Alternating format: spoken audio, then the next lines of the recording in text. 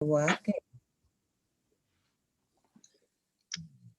All right, hello everyone who's here for our presentation. I'm going to share my screen so that we can get started.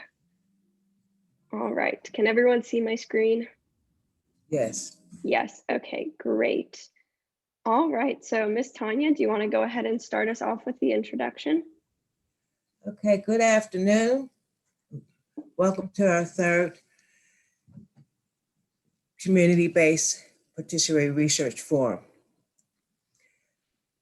Will be held is our Research for Equality and Power, REP, strategies and lessons learned about community-based participatory research.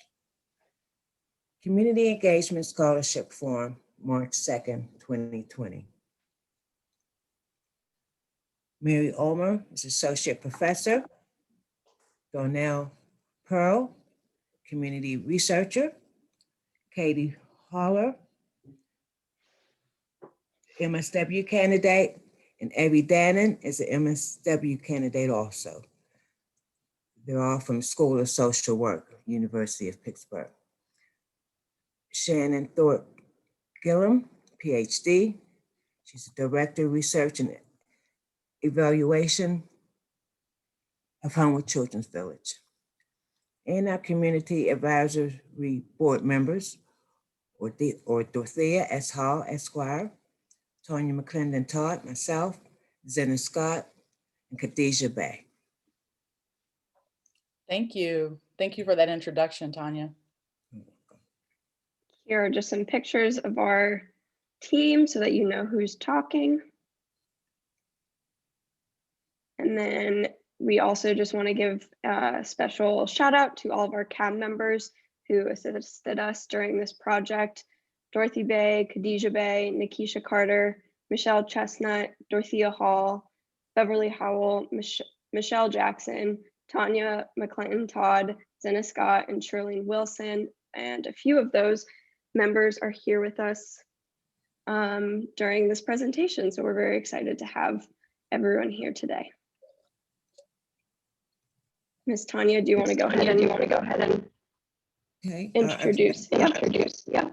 Okay. Our objectives and goals. I hear echo. Yeah, I did too. Can someone turn their volume down on their device? Sometimes that happens when people's volume is up too high. Okay, let's try it again, Ms. Tanya, go ahead. Okay, let me check my volume. It's not so high. Okay. We'll describe community-based participatory principles and best practices. We illustrate how REP embodied community-based participatory research. And we'll have polling questions will be involved on how to integrate CBPR into your work. Great. All right, Donnell, can you give us an overview of the workshop structure? So Evie will be monitoring the chat for questions. I will be posting polls, but we actually have a bit of a technical difficulty, so we'll be posting those in the chat. Dr. Omer will be joining us later in the presentation. Our CAB members will be sharing about their experiences with our project. The REP project team will be available in the Community Engagement Lounge after the sessions if you have any questions or comments about our session. Great, thank you, Donnell. The project goals? REP project is a partnership between the Pitt School of Social Work and the Homewood Children's Village. Our goal is to increase civic engagement among youth and adult residents around equitable development by increasing understanding of civic engagement and equitable development, strengthening the ability of residents to influence neighborhood change, engage policymakers, local and citywide organizations, developers, to talk about how residents can effectively influence equitable development and create positive neighborhood change. Awesome, thank you, Donnell. So now I'm going to be talking about the 3 different approaches to research that researchers can take. So first, research on community is typically removed from the community. It focuses on gathering data that's already been gathered by other researchers and looking at that to form an understanding of the community. Research in the community puts researchers in direct contact with community members and stakeholders, but it's primarily driven by the researchers. And research with community, which is the category that CBPR, or community-based participatory research, falls under, focuses on creating an equitable partnership between the researchers and the residents. So just a little bit more about the distinction between research on community, research in community, and research with community is listed here on this screen. But most notably is that research with community ensures that the community members receive benefits directly from the research, and that the community members are also contributing knowledge to the field and are treated as experts. So finally, research on communities requires ethical research skills. Research in communities values the experience of the residents or community members and requires compassion and active listening skills. And finally, research with communities values empowerment and cultural humility. CBPR acknowledges and respects community members as experts of their own situations. And just for clarity, if you can go back one slide. Yes. We definitely value rigorous and ethical research across the continuum, whether it be on, in, or with the community. Yes, absolutely. Thank you for clarifying, Dr. G. Okay, so next, in order to effectively conduct research with communities, there must be a foundation of trust between the researcher and the community members. One of the major barriers to achieving this trust is generational trauma stemming from past exploitative research conducted typically by universities on communities, where community members were left in the dark about the results of the research. They didn't receive any of the benefits of the research. Maybe they didn't even know how the research ended. So the application of CBPR has been found to help repair these university community relationships by engaging community members as experts and equitable partners as a way of building trust and mutual respect. Effective university community partnerships have resulted in significant achievements for oppressed populations, as well as improved relationships between the university and community. And these significant achievements include empowerment programs for Latinx communities, intervention programs to address asthma, creating programs to address cancer disparities, and more. Okay, so it can generally be said that CBPR achieves best practice by its equitable partnership with community members throughout the whole process of the research, as well as its long-lasting positive effects for the community members. So CBPR focuses on empowering community members in order to bring about lasting social change. It involves direct and active community involvement throughout the entire process in order to be truly participatory. It overturns the oppressive nature of research by acknowledging community members as experts and developing skills to empower action in civic life. And a community advisory board is made up of local residents so that it increases trust and confidence in the research. So that community advisory board acts as further advocates for the community to ensure that we're receiving all of the knowledge and experience possible. Okay, so CBPR is an approach to research that focuses on engaging community participants as experts to ensure that they receive tangible and intangible benefits from the research process. In order to accomplish this, CBPR is based on the following principles. So it acknowledges community as the unit of identity. It builds on strengths and resources in the community and achieves social justice. It includes cultural competency and humility. It facilitates collaborative, equitable partnerships in all phases. It fosters co-learning and capacity building among all partners. And additionally, it integrates and achieves balance between knowledge generation and intervention for mutual benefit of all partners. It focuses on local relevance of problems and ecological perspectives that attend to multiple determinants of health and well-being. It involves systems development using cyclical and iterative process. It disseminates results to all partners and involves them in the wider dissemination of results. And it involves a long-term process and commitment to sustainability. So when the term partner is used throughout the principles, that includes researchers, community members, community organizations, other stakeholders, everyone who is involved in the CBPR process.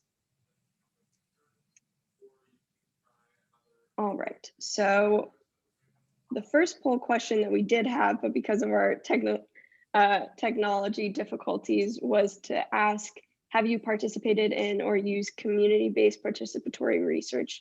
So Donnell, do you want to go ahead and guide that in the chat?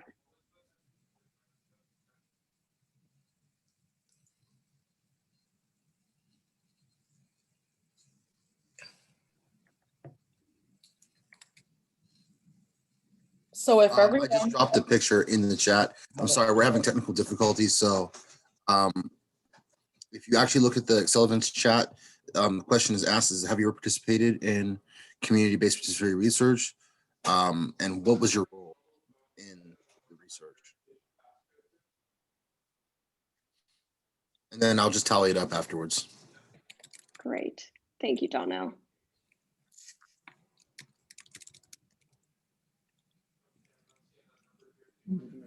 great, all right. So next we're going to be talking about how did this program incorporate CBPR methods in our components.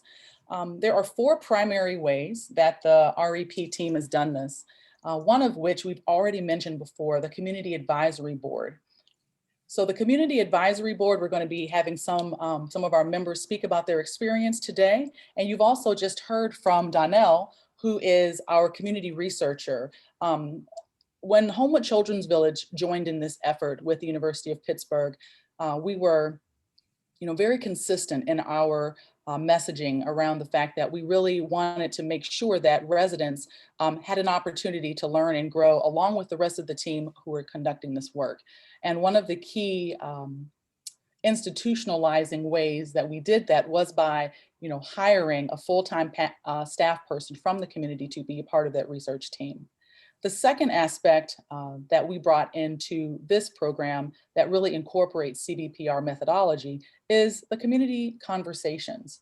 And those were the sessions that we held with our 30 youth and adult residents. And then finally, penultimately, an equitable development playbook. And you'll be hearing more information about that as well. And then finally, the Citizen Training Academy.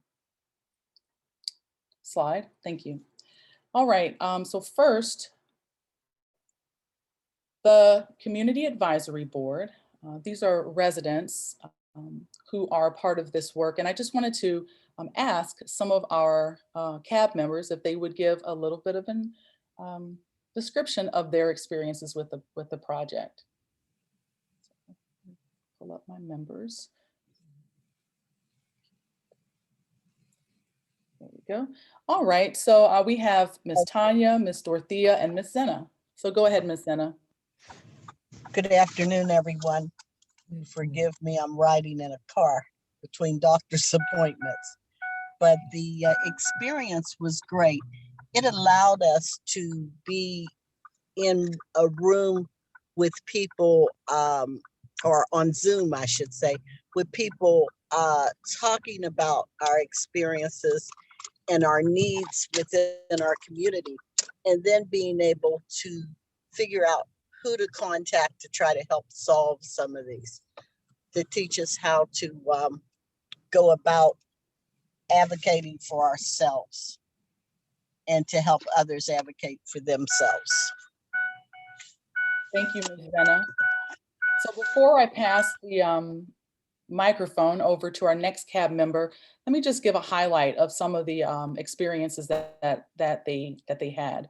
They were a part of developing the specific goals of the project, the activities and the outcomes, creating the program logo, which you can see in the corner of your screen, helping to refine the research methods and goals, informing the community and helping to recruit other participants, and then also planning and participating in program activities.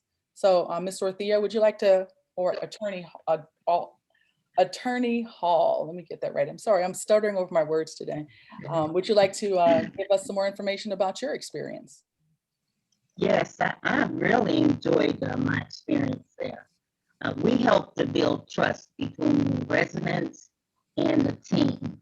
But I also believe that our role was so important and so valued by the team that they made us feel a part of the team. It was that we did whatever was necessary to help accomplish the goals, but we were a part of the team and felt like we helped accomplish whatever those goals were, especially with the playbook.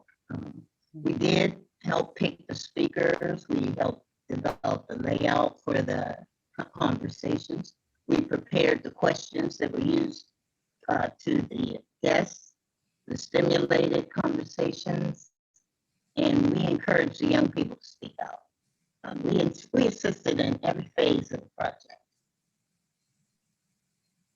Thank you so much, Attorney Hall. Ms. Tanya, do you have something you'd like to add? I could just piggyback off of what really thrilled me was the multi-generational. Our youngest was with 16 to 80, and that way there was representation from every generation of our community. Thank you. All right, can we get the next slide? So the REP held community conversations, and our team, Attorney Hall mentioned those sessions where they actually heard from experts in the field who brought this information to the community members so that they could then build on their foundational understanding. Some of the topics that we covered were civic engagement, equitable development. We talked about concepts, gentrification and revitalization. We had policymakers from 3 different levels of government come in and speak to the community, also planners, developers, and finally, the last session was playing the equitable development game. Ms. Zena, can you give us a little bit of about your experience of anything you remember or would like to share from the sessions?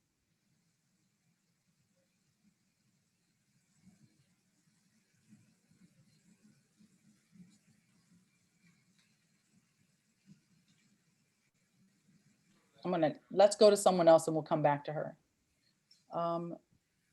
Attorney Hall. My perceptions on the community conversations.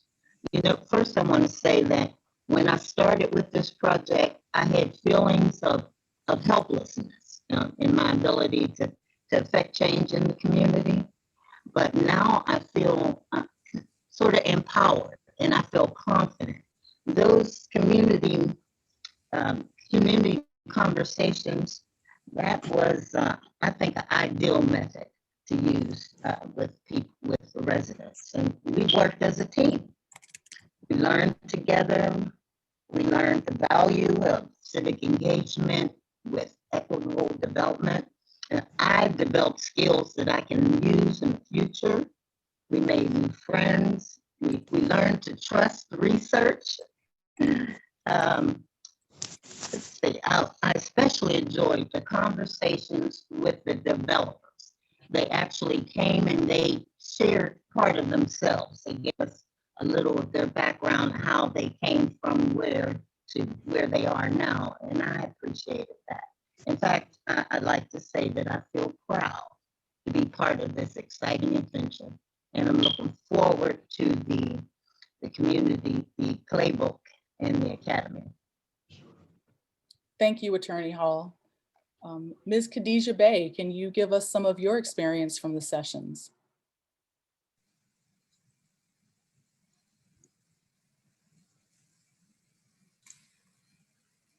You are on mute.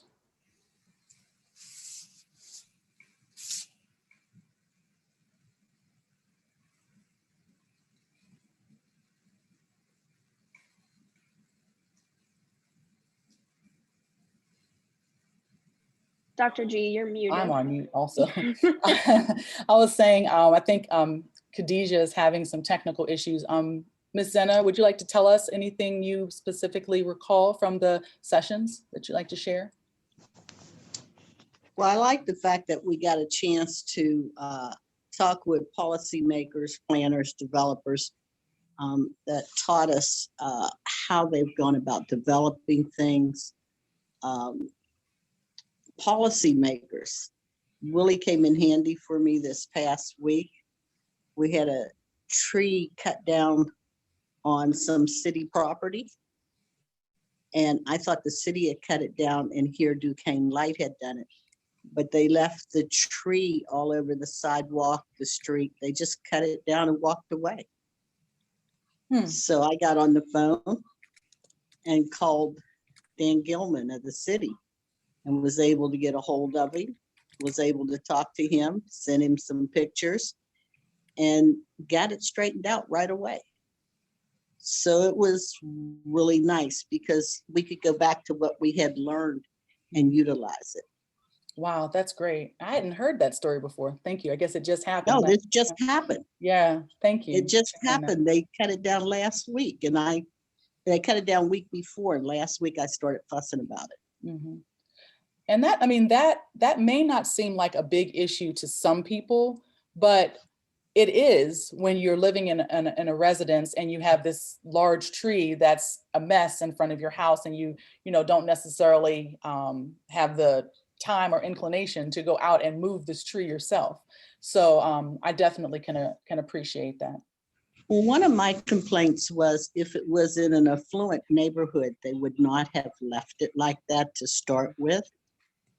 They broke the street light and didn't get it fixed.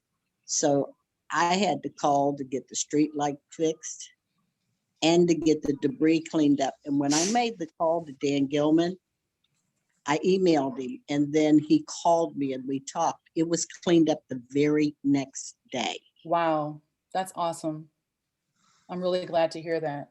So I think part of what you're hearing to our attendees is you hear, of course, Ms. Zena is, she's a different kind of lady anyway. So I really doubt that tree would have been left untended in front of her yard. But this just also talks about some of the types of advocacy activities that we talked about, we discussed, and we brainstormed around during the sessions.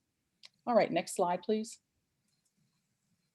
Which brings us to the Equitable Development Playbook. So some of the stories that our residents brought, some of the experiences that they have had personally with development that's going on in their community that may be impacting their personal property, the value of that property, stories about from the youth around playgrounds and the fact that the playgrounds in their neighborhoods are not well maintained. You know, some of these individual and personal case studies are part of the Equitable Development Playbook. And not only are there stories, but they're also strategies. And this is basically a community organizing 101 and advocacy 102, just information on how do you actually engage with the system so that you can see change in your community and what types of policies can we actually impact as residents. So this playbook is available.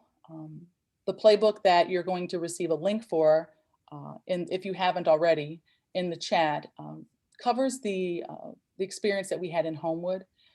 The principles are the same, and of course the stories change from neighborhood to neighborhood. And that's part of this work, is developing a tool that is first of all actionable and applicable across multiple neighborhoods.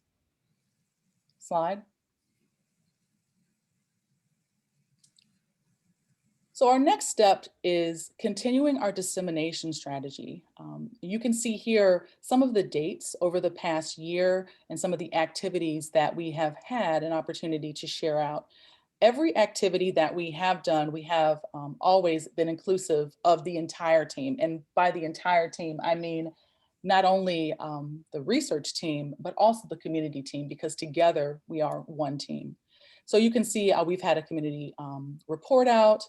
There have been learn and earn summer youth experiences that have given youth an opportunity to really get an underpinning and understanding of these types of advocacy activities. And there are other opportunities also listed here on the slide.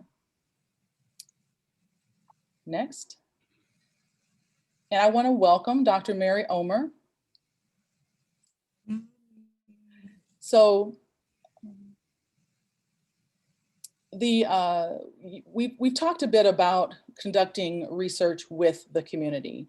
And we really, as a community organization, of course, we value the partnership that we have with the University of Pittsburgh that has really opened a lot of doors for our community organization and also for residents.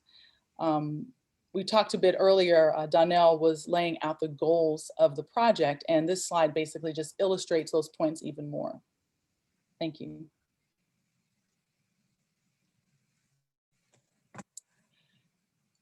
And we've mentioned these also, the collaboration between Pitt and the Children's Village, the fact that residents are compensated for their time with an acknowledgement of the value of their contribution, and that the research protocols and the playbook are also contributing to the field. I mentioned that the playbook was intentionally designed so that the concepts and action steps could be applied across a lot of different audiences. Slide. So specifically going back to some of the earlier concepts around working with the community as opposed to doing research on the community, we have a co-directorship, and we applied together to get funding. And this funding, the focus of the funding was really guided by residents' issues and interests. And the CAB has really taken an active role across the entire project.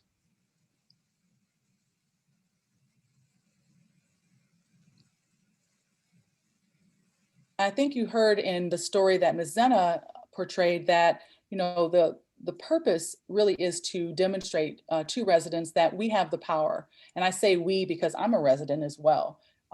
We advocate for the issues that we care about by voting, by communicating directly with policymakers who are in their seats of power because residents have voted them in, and just being very cognizant of the values of equipping residents for action is really one of the fundamental functions and structures of the REP project.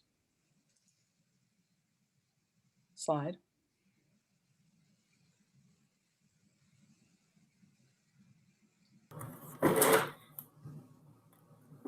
Yes, and so another important principle is to acknowledge community members as experts and build on community strengths and resources. And this is obvious, but unfortunately, it doesn't always happen. And it's really important as a researcher or anyone working within the community to respect the strength and power of the community and the opportunity itself to work within the community. And yeah, so wanted to go ahead, Dr. G, but one way we did this, it was to acknowledge the voices of youth and adults and their unique perspectives of the community, including their strengths and resources as well.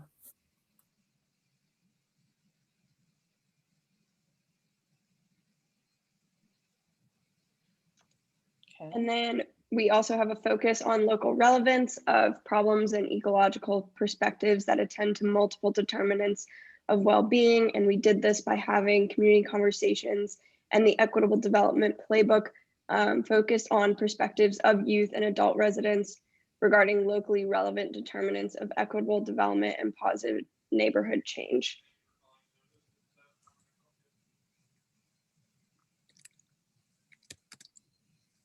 And I think one of the more important aspects that is sometimes not discussed when you think about collaborations across researchers and community members is actually interpreting and analyzing the data together.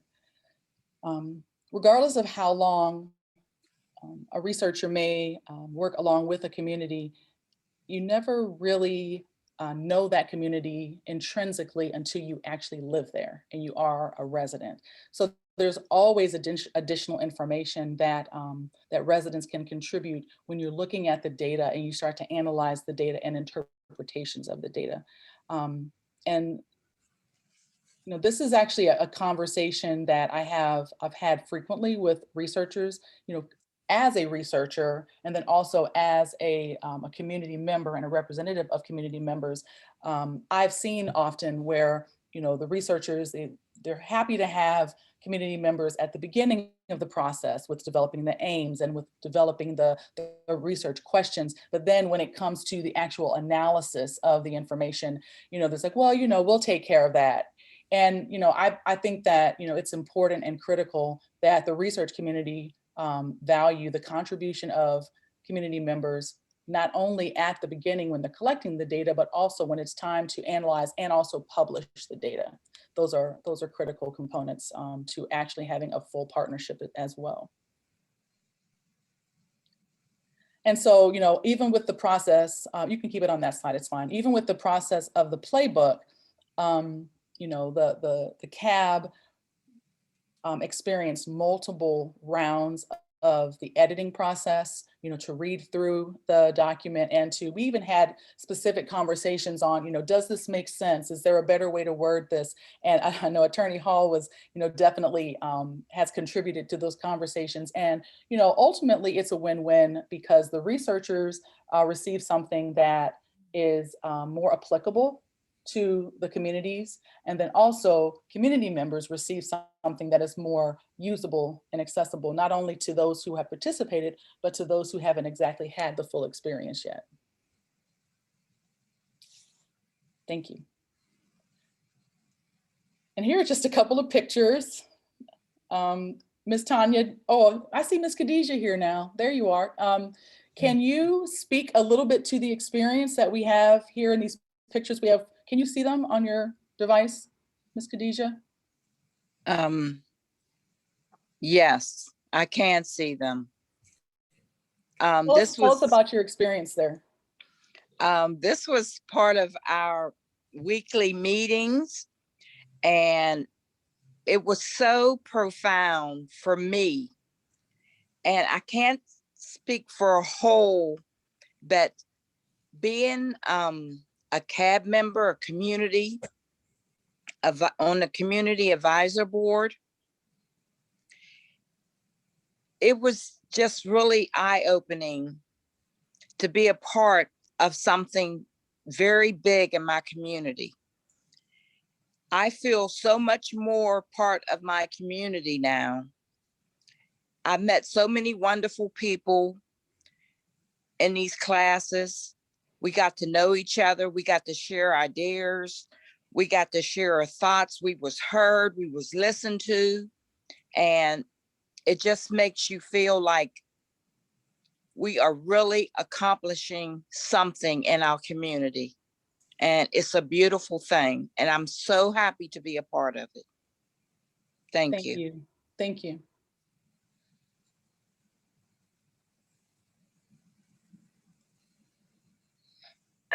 I did put the poll, and here's some of the answers we got. Can everyone see that? Yes. Mm. So we had 50% of whoever responded say equitable partnerships was the most impactful. Then followed by co-learning, empowerment,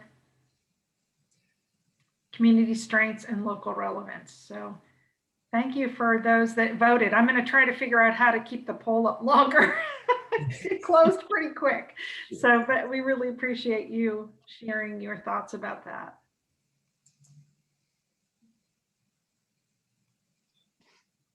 Perfect timing. Right. So it's wonderful to be here with my team and community members. One of the things that we engaged our community members in was a project we did with the Community Engagement Center in Homewood.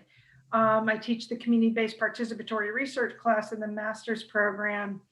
And we actually asked residents and stakeholders what they thought genuine research partnerships were made of, like what it took to actually have genuine research partnerships. And a few of the CAB members that are here today were part of the CAB for this class project. Donnell Pearl was also part of that. They also interviewed Dr. G, as well as some of our other partners. And so they did focus groups and interviews with residents to ask them questions about what was important for engaging in genuine research partnerships. And here's what they said. First, they said relationship building is key. Building rapport and trust among community members, ensuring accountability and transparency throughout the process. So here are some quotes. Community partnerships are like any other partnership. They require relationship building, collaboration, understanding, agreement, and give and take. I think a lot of times with research, it does become public. It becomes a publication, but it's never given back to the people. That's where I think it kind of gets lost. Like, you never know, well, what did they do with my data? What did my data really produce? Second theme was transparency and accountability. This means really honesty throughout the process. Accountability to follow through on what the agreed upon goals are with the community for your project. So, well, to me, a partnership would be a situation where the people are doing the research, just make it clear to the community that, you know, this is what we're doing, this is why we're doing it, and you need to participate because without research, you can't find any solutions. Second, accountability, that the community will be part of the planning. So that upfront piece, right, that we've been talking about, accountability at every single step. There should be basically accountability that whatever you said you were going to do, you're doing it. So that's really clear. And then the third theme was community benefits. So not just the researcher benefiting, the community needs to benefit. And a lot of times that doesn't happen. So ensuring that there's a mutual gain, right, in the process, and that power and resources are shared. So, you know, sharing the power, being equal partnerships, that was really clear from the poll that people think that's important, but that means also sharing resources. So a partnership can't happen unless you come into a situation open to collaboration and sharing power and sharing resources. So make sure that whatever the project is, it's relevant to the community, whether it's health or whether it's education, whether it's income, whether it's training, housing, it's got to be relevant to the community. So those are the three things. I think that they build on what we've been talking about, community-based participatory research really is and how you do it. So. And this was one of the activities early on, and you can see just the ages. We've got a lot of young folks in the front of the picture, and what you don't see is another like 13 people on the other side. And you know, this activity was really to demonstrate how we're all connected, and also to talk about what types of civic engagement people are a part of. And we heard a real diverse group. Some people talked about voting. Some people talked about being on the cluster groups, being in conversations around development in their neighborhood.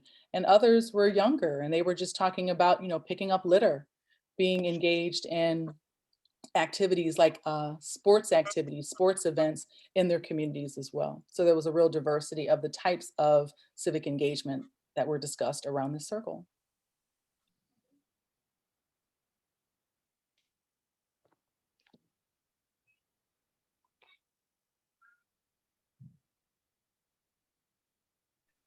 Okay, so now we're going to talk about how our rep participants' experiences align with CBPR. So now we're going to be going through the principles once more to explain the themes that we found based off of the quotes from our participants directly.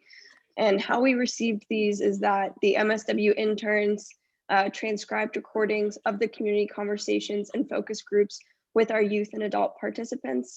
We applied qualitative analysis to the transcriptions to code the information, and then we interpreted the codes into general themes across all of the community conversations and focus groups And we presented these themes to the CAB members for feedback, discussion, and verification to make sure that the themes we saw were the themes they also experienced.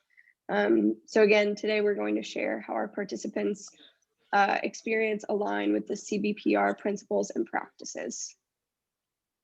So first, the first principle is research with the community as collaborative and equitable partners. Khadijah, would you mind reading that first quote? Yes. I think as a community, we should know what's going on and what they want to do in our community before they start doing. Absolutely. So yes, as our participant put it, community members and residents should be equitable partners throughout both research as well as beyond the research as well. So the next principle is fosters co-learning and capacity building and direct and active involvement of the community members. Ms. Zena, would you be able to read that next quote? The most valuable thing was just information to find out who makes the different decisions and how decisions are made, because of a lot of times it's community members. You might want to do something, but you don't know who do I go to? Who do I go to? You know, who do I go to? So that was valuable to me. Adult focus group. Perfect, thank you. Yeah, so as we've talked about before, residents were able to take the knowledge to advocate for change. Like Ms. Zena said, she reached out to the stakeholder in order to get the tree removed from the yard. All right, so next, CBPR values empowerment and development of skills to empower action in civic life. Attorney Hall, would you be able to read that quote? Yes. At first, I came in thinking there isn't much we can do as young people to help, but hearing the stories, it feels like there is a little that we can do. Yes, absolutely. And that was another theme that our CAB members discussed during this presentation, is feeling empowered and feeling hopeful. And that's a main goal of CBPR. And then finally, work is guided by cultural humility and is sensitive to issues of race. So let's see, Tanya, could you read that last quote, please? Sure. I really enjoyed the speakers, being exposed to different Black people who are progressive in our community, and also just having a program where we can feel valued and listened to, because it's just so rare. Perfect, thank you.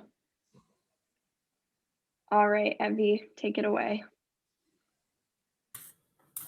All right, and then another really important principle, CBR principle we worked on, was acknowledging the community members as experts and building on community strengths and resources. Ms. Zena, do you mind reading the quote?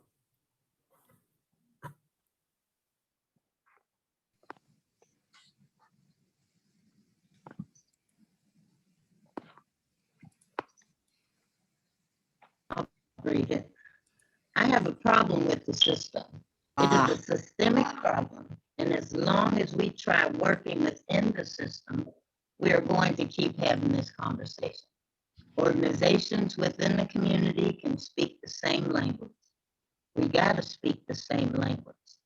An internal thing. We got to do it within our neighborhood. Who can better speak it than us? So that is what I think. Thank you. Yes, I really thought this quote made a really good point about like bringing home the point that community members are the experts and the power that they hold is just amazing. And so then the next CPR principle we found was that it was important to focus on local relevance of problems and ecological perspectives that attend to multiple determinants of well-being. Tanya, do you mind reading the quote for us? I can't afford to shop in places or areas that have been gentrified, or live in places that have been gentrified. Thank you. Yeah, so I thought this quote was really important too, because when we talk about issues like equitable development and gentrification, there's so many different layers, and to be able to tease apart the layers and think about it on the individual level, the community level, and the policy level is really important. And so then we have the last two CBR principles on the last slide. Another really important one is to work with the community to collect, analyze, and interpret data. Tanya, could you help me again by reading the quote, please? Okay. We need to see real progress so Homewood benefits from the equitable development policy. Link report and others. Need to add the historical component of what works, what has worked in the past. We're linking policy to equitable development academy. Awesome. And I think what Dr. G was saying earlier about how like we need to have the community like involved in leading like at all steps of the research was really powerful. And I think like these quotes from the CAB meetings is where a lot of this work happened. And so that was great. And the last principle. Just one more point on that, Evie.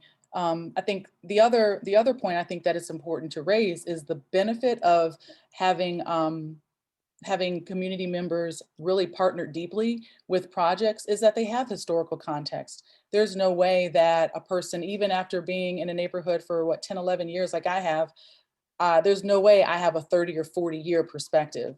So, you know, it's a benefit all the way around. Absolutely. I think that's a really good point.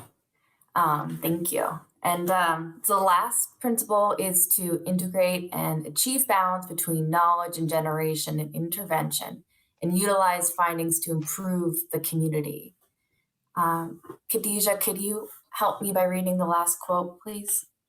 Yes, maybe we can become a group. I mean, there's a lot of knowledge in this room. So if we make a group, then all of us can make noise about what they ain't doing. Thank you. Thank you. Yeah. And again, I really love those quotes. And I think one way we were able to do this with REP was with the Equitable Development Playbook, where we were able to integrate like the wisdom from the community conversations and the speakers to create something that is for Homewood and has Homewood resources and has community organizing skills. So I think that in general, that was a great way to integrate all of the knowledge. And just another point on that one as well. There were members of the group who decided that they wanted to tackle particular issues. And then some of them also joined another opportunity to learn more about equity in regards to health equity. And those members have continued their growing and their learning together as a cohort. And then they'll bring that information back when we really start to roll out the Citizens Training Academy. Okay, I think I got the poll to work really well this time. It stayed open long enough for people to actually vote. We had quite a good participation from you that voted. Thank you so much. So overwhelming. What do you think you might do to incorporate CPBR into your work? Overwhelming 80% of respondents said engage community members as partners. Yay. The second and third bullets there, share power with community members and share resources with, it should say community members, 68%. And then 64% said engaging, using culture, humility, and respect. And then a high 60% for fostering co-learning and learning more about CPBR. So thank you so much for sharing. I think it's awesome that y'all want to continue this learning more and doing more and using CPBR in your work. All right, so what are our next steps? What are we doing? We're continuing to disseminate and share our playbook throughout the Homeward community. We hope to hold our Citizen Training Academy after the pandemic in person, even though we've done really multiple virtual sharing out and workshops that have been productive. Again, we want to develop a report and share the research findings, some of which you heard today, with the Homewood community, the local community, and nationally. So we think it's a best practice, what we've been doing. How do we share that and help people learn from what we're doing and learn from them as we share it. Replicating the project in Hazelwood in collaboration with the Pitt Community Engagement Center and community partners, Hazelwood Initiatives and Center of Life. We received funding to actually do that, and we'll begin doing that this year. And we want to really can make connections between our Homewood community members that you heard from today and Homewood community members with Hazelwood community members, so they can learn from one another. I think that's incredibly valuable to have that cross collaboration. So in conclusion, we learned a lot about CBPR through our project. We worked at every step, again, to apply and integrate be deliberate about doing this, because, it would, really elevating and thinking about equity, not just in terms of equitable development in Homewood, but equity in how we actually do this work is really important. And our CAB members, thank you for being here today. As you can see, they play a vital role in our collaboration, and we're very, very grateful to them for welcoming us into their community and for this genuine partnership. So I don't know if we have questions, but other questions, comments, put them in the chat. Would love to hear from you. There are 2 chats. One's with Excellence, and then there's one here in the Zoom as well. Okay. Yeah, actually, in the Excellence chat, Michael Glass asked a great question that I was hoping we can answer. Michael said, these are really insightful pointers about CBPR. How can universities incent researchers to close the engagement loop by sharing results and outcomes with the community? I think one valuable way is the incentive system at universities. The tenure process. They, of course, they count publications and they look at impact scores of those journals and things. I think if a university wants to actually have more researchers who are engaging in this type of research, I think that it has to be valued when it comes to tenure and promotion. I agree with that. I think that has to be valued. One of the recommendations that came out of the community-based participatory research project that our students did was to actually have funding for research at the university that the community applies for, and they're matched up with researchers to help them address the research issue that they're concerned about in their community. And there's some small pots of funding that do that, but that's not enough. There needs to be more, and that was a suggestion that came out of from residents directly. That's a great question. Thank you. And I'm not sure if anyone else, Donnell, wants to comment what you from your experience on that project, or some of the other residents, about what you think universities need to do.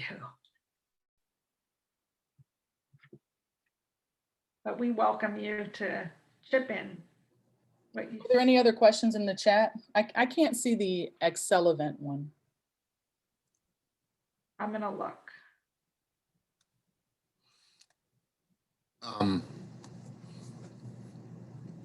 I think that if universities kind of put a little bit more pressure on researchers to share out their research with participants as a part of the process of research, to complete, then that probably would make the relationship that they want to establish better, and see them more as a continuing partnership rather than just kind of a resource to be exploited. Absolutely.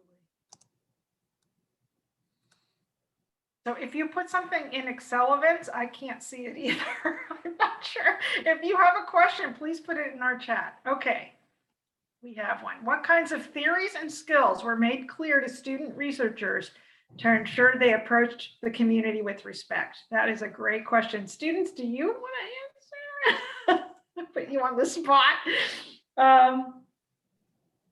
I would say the basic social work skills that I learned in my undergrad years of engagement and focusing on building trust and connection before anything else, that definitely stuck with me. I just joined the project last fall, so that was after the community conversation. So I've been working mostly with the CAB. And as far as theories, I would say person and environment is always an important one for me, in understanding the individual and their own needs, as well as the environment that they live in and the needs of the environment and how those two connect. So that's what I would say. That's what informed me in my work. Thank you, Katie. I don't know if Evie wants to comment, but I think those are important. And there's obviously theories with community-based research that they are learning and applying, but I don't know, Evie, if you have a thought. Other skills. Yeah, I could echo everything that Katie said. I think another important thing was that I think Dr. Omer, you expressed the importance of like reading and really understanding, because I wasn't able to do the community conversations in person. So like really taking the time to listen to all those conversations and read and understand like the current and historical context. I think that was really important for me as well. Thanks, Evie and Katie. Helpful. This is Khadijah. Can I say something? Also, the students, when we got together, when the CAB members got together, the first thing we thought about for the researchers were trust. Trust was one of the biggest points that we all felt that we should try to get with the researchers. And once that trust is gained, you could go so many places with it. And it opens up doors when the community trust is there. So I just wanted to say that. Thank you so much. Yeah, you can't do anything without trust. If I could add something, I'd like to. Yes, Ms. Zinna. When we first started, it was before the shutdown. And I suggested to the people that were coming out doing the research that you go to as many community meetings as you could and sit kind of in the back of the room and just listen to what the community is saying. Get to understand the community and their needs before you started trying to do your research. Thank you so much. Really good point. Very good point.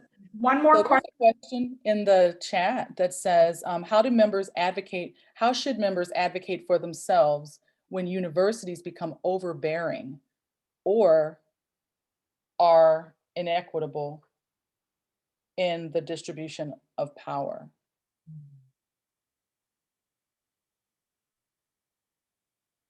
Well, I like to speak up on this one a little bit as a community organization. You know, this happens. It happens sometimes. And I think part of the reason why I partner with Mary, Dr. Omer, is because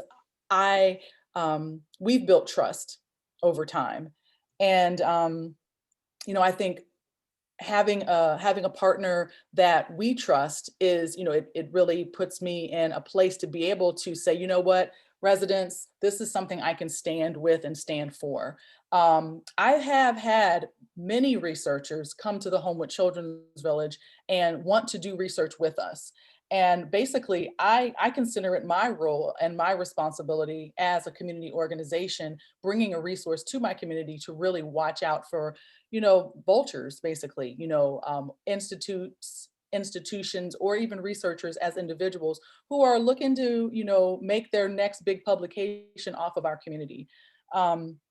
So I think we have to remember as community that we actually do have the power, because there is no project without participants. So the researcher cannot do the work if we don't participate.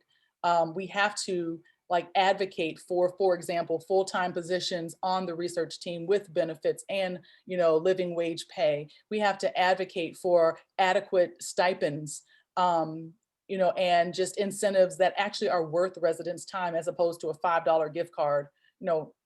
That doesn't help anybody do anything. So that's my answer. I see one more question in the chat. Does someone else have a comment? I think that's great. Ditto on that. Okay. And Bob Gradick says, what's the relationship between trust in individual researchers and trust in their institution? Can you have one without the other? Yes, I definitely agree that you can. I've come from, research institutions that have, 1,000 researchers, and ultimately you're developing a relationship with that individual researcher, because that researcher has the control over his or her own project budget. And the project budget is really where the allocations of resources take place. So there may be an institution that has a positive attitude or a negative attitude towards CBPR. But then the individual researcher may have the opposite of their organization. So you really do, it's wonderful to have institutional support. As I mentioned before, the idea of an institution that values CBPR as a criteria for promotion and tenure, that's wonderful. And at the same time, if you have a specific researcher who actually does have CBPR principles at heart, then they will definitely go to bat for the community and make sure that equitable practices are taking place. And just let me add, it's our responsibility to make sure that we change the institution internally. We can't just be that individual lone shark out there doing this. We need to take everything we're learning and advocate for change within the university. I think that's an important role for us. So thank you so much, everybody. It's been wonderful. I'm so glad I could make it and be here with all of you today. And all of our CAB members, thank you again so much for being here. Our team, and yay team.